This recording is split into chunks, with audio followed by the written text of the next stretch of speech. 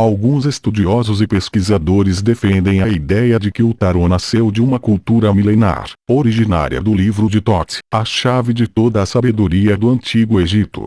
Thoth é o deus da sabedoria, da escrita e da magia, e é representado por um homem com cabeça de ibis ou de babuíno, segurando uma pena para escrever uma paleta de escriba. Ele foi o criador dos hieróglifos e da linguagem, e era patrono dos escribas, dos médicos e sacerdotes. Era o deus do tempo, antecessor de Cronos, na Grécia e de Saturno, em Roma, e nada escapava dele. Não havia julgamento dos mortos sem a presença de Thoth, e era ele quem levava as almas dos mortos para o outro lado do rio que separa os mundos. Thoth também ficou conhecido como Hermes Trismegisto. Era chamado de 2 vezes grande pelos antigos egípcios, devido ao fato de que seus ensinamentos se referiam a 2 mundos, o material e o espiritual, e foi chamado de 3 vezes grande pelos continuadores de sua obra, pois seus ensinamentos se relacionavam aos 3 planos em que se move o pensamento do homem, e este identifica e expressa o quanto sua natureza é capaz de perceber e discernir. O livro de Thoth, ou tarô egípcio, como ficou conhecido, era conhecido desde a mais remota antiguidade, embora a ciência espiritual nele contida tenha ficado oculta durante muitos séculos. Ele é a base do conhecimento. Segundo a terapeuta holística, Jamile Castro, o livro de Thoth é conhecido como o primeiro livro da humanidade, e levou o Egito à base dos conhecimentos dos processos iniciáticos, para aqueles que desejassem e se mostrassem merecedores de obter o conhecimento e a consciência de si mesmos, podendo assim atingir a iluminação interior e servindo aos deuses e à humanidade. De acordo com as referências, nesse livro as divindades representam os princípios universais, que se manifestam através de símbolos. Esses símbolos são interpretados através de números, os quais se traduzem em arquetipos.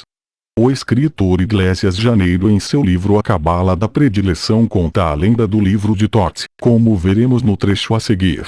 Thoth era uma divindade lunar, que resolveu morar na Terra e instalar-se no Egito, local que elegeu para dividir seu conhecimento com os homens, como a escrita, a divisão do tempo e os mistérios cifrados das medidas. Ele então escolheu alguns discípulos de alto nível intelectual e espiritual para passar seus ensinamentos, pois era conhecedor das profecias sobre as transformações pelas quais o mundo iria passar, principalmente o apogeu e a decadência da civilização egípcia. Desejando transmitir seus conhecimentos às futuras gerações, esses dados foram escritos e registrados num livro, ou seja, o tarô egípcio, um conjunto de 78 lâminas que continha figuras das divindades do Egito, além de símbolos astrológicos e ocultistas.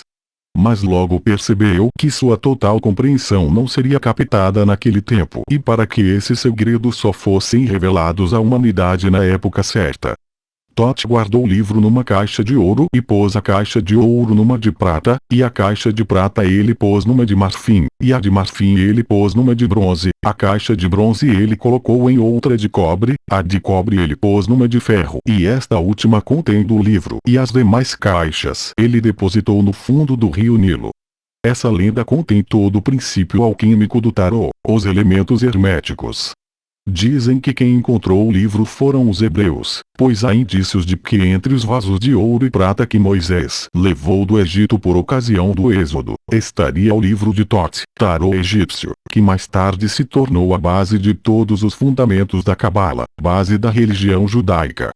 Os hebreus transformaram as 78 lâminas do tarô egípcio em 22 arcanos maiores de acordo com as 22 letras hebraicas, e em 56 arcanos menores restantes.